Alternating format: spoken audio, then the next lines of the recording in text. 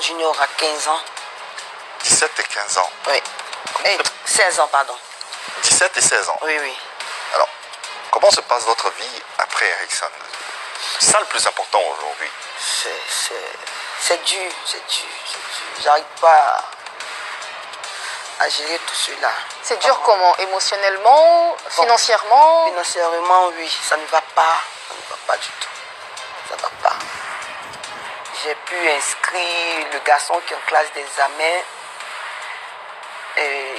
Comme l'école nous connaît là-bas, voilà, donc je suis partie faire inscrire le garçon. C'est comme ça, le directeur m'a dit, mais sa soeur, il dit, j'ai pas d'argent pour inscrire les deux. Ericsson Lezoulou, c'est quand même, ça a été une star, il y a eu du monde autour de lui, il y a eu forcément des relations, des personnes que vous connaissez, qui l'ont connu, personne pour l'aider, juste pour vous aider. Bon, ceux qui sont venus me voir, et il y a eu DJ Chekebara qui est venu, il y a Moulkoukou qui est là aussi, Moula, on s'est vu quand il y avait le deuil. Bon. C'est ceux-là que j'ai vus en tout cas. Ceux-là que j'ai vus. Mais est-ce que vous avez une activité qui vous permettrait de subvenir aux besoins de ces enfants-là? Si, j'avais, mais quand mon mari est décédé, j'avais un magasin qui était en bordure d'abord, qui a été cassé de un, et puis le deuil de mon mari est venu. Il faut faire les papiers pour aller faire l'enterrement, c'est mon agent qui le fait, tout. Et il devait, parce qu'il ne payait pas la maison, il était malade, il ne travaillait pas, on ne pouvait pas payer la maison. Je payais la maison. Je payais l'école des enfants. En ce moment, les enfants allaient à l'école encore. Je payais l'école des enfants, la nourriture, tout et tout.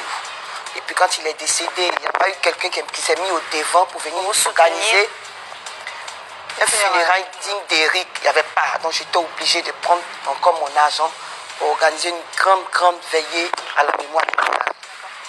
C'est dans le fraîche qu'on est logé. Y a tous les goûts et couleurs, on a fait qu'une bouchée.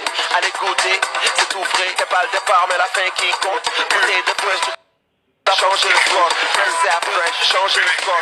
Restez à fresh. Et on va vous laisser le soin de donner un message de fin à l'endroit des mécènes, des autorités, des bonnes volontés, de ceux qui souhaiteraient, pourquoi pas, vous aider. Si vous avez un numéro de téléphone, si vous avez un contact, si vous avez un message, c'est l'occasion ou jamais. Comme je l'ai dit tout à l'heure, les mots me manquent où je suis là, je suis faible en ce moment où je suis. J'ai besoin d'aide, je demande aux autorités de la Côte d'Ivoire de m'aider avec mes enfants. Vous avez un numéro de téléphone, un contact éventuellement à laisser au cas où? Pas pour d'éduquer tes deux enfants, n'a qu'à venir te venir en aide. Tu ne peux pas vendre ta série. S'occuper. Tu ne peux pas t'occuper de tes deux gamins. Tu demandes renfort. Renfort de quoi? Les 1000 euros qui ont été dépêchés depuis la France pour venir te donner, ça t'a servi à quoi? Aujourd'hui, on ne peut plus aider une femme. Parce qu'aujourd'hui, quand un homme a envie d'aider une femme, qu'est-ce qu'une femme lui demande? Donne-moi 3 millions, donne-moi 4 millions, donne-moi 5 millions. J'ai envie de monter une affaire. Hé, ma chérie, mon lolo beauté là, j'ai monté ma première affaire avec moins de 100 000 francs. C'est-à-dire avec 68 000 francs. C'était ma première quête de tontine. Et puis j'ai monté mon affaire. Tu as envie que les autres t'aident, mais toi-même démontre au monde aux yeux de tous que quand même tu as une petite capacité en toi. Tu viens t'asseoir sur une chaîne télévisée puis tu es en train de pleurer. Tu es en train de pleurer sur l'argent de funérailles. Mais organise tes funérailles aussi à Abidjan, les gens vont aller cotiser. Tu n'as pas de parents. À moins, Solange, tu n'as pas de parents. Ericsson n'a pas laissé des amis à Abidjan. Tu n'as pas de parents pour organiser pour toi ton funérail.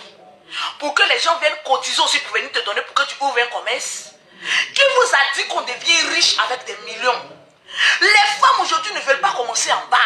Je vous dis toujours les hommes, faites beaucoup attention aux femmes qui ne veulent rien faire.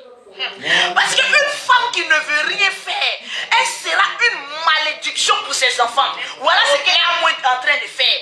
Venir sur une chaîne de télévision et puis venir demander la pitié des gens. Mais tu fais honte. J'ai dit les gens, longtemps les gens n'avaient pas prononcé le nom d'Ericsson Lezoulou. Mais à cause de toi, on est obligé de dire qu'il ne chantait rien. à cause de toi. Tu es venu vendre ton mari aux yeux de tous parce que tu étais une femme indigne.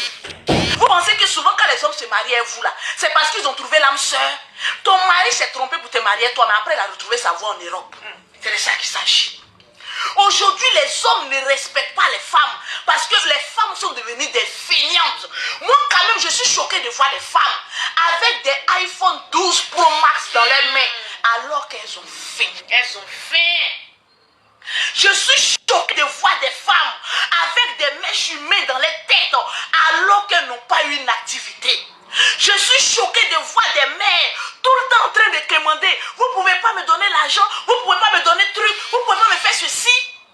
Quand on décide d'être une femme légitime, on est cette femme qui a un petit travail. Et si là-bas, qui ne devient pas femme légitime, qui veut.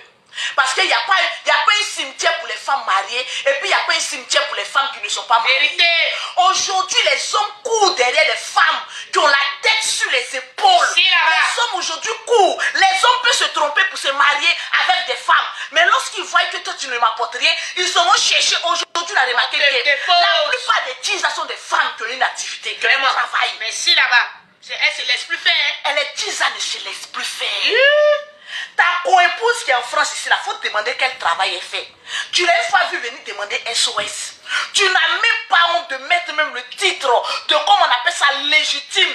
Pourtant que les légitimes ne commandent pas. Et toi la légitime, tu viens commander. C'est honteux. De voir des femmes venir. Non, moi j'ai, en tout cas, bébé, en tout cas, vous êtes des partisans de moins efforts. Vous les femmes, vous n'avez aucune, vous êtes des malédictions pour les hommes. Je vous le dis, une femme qui ne travaille pas, une femme qui dépend à 100% d'un homme, c'est une malédiction mais humaine. Ah, voilà ça, hein. Tu es une poisse même pour la nation. Parce qu'au petit moment où le monsieur rencontre des difficultés, c'est les gens des femmes qui s'en prennent le nom de son mari, aller expliquer à tout le monde, je suis mariée à lui, je ne sais pas ce qu'il m'a apporté, il ne m'a rien apporté, mais tes deux pieds là, tu es manchot. Il y a beaucoup de femmes qui sont en Afrique, elles ont perdu leur mari, mais tu les vois avec 5, 6, 7 enfants, tu les vois venir demander SOS. Ce que vous ne savez pas, le premier mari d'une femme, c'est son travail.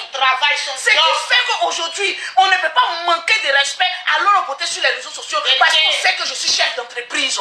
Je suis celle des femmes qui se battent pour assurer l'avenir de ses enfants. Aujourd'hui, on ne compte plus sur l'homme. Quand tu es une femme que tu décides de porter une grossesse, rien que d'assumer la grossesse jusqu'à l'accouchement, tu dois être à mesure d'éduquer, mais seul ton enfant, sans compter sur un homme. Arrêtez d'essayer de venir faire pitié. Parce que les femmes sont devenues des mendiantes aujourd'hui. Partagez-moi le direct. Et j'ai horreur des femmes qui mendient, mais à longueur de journée.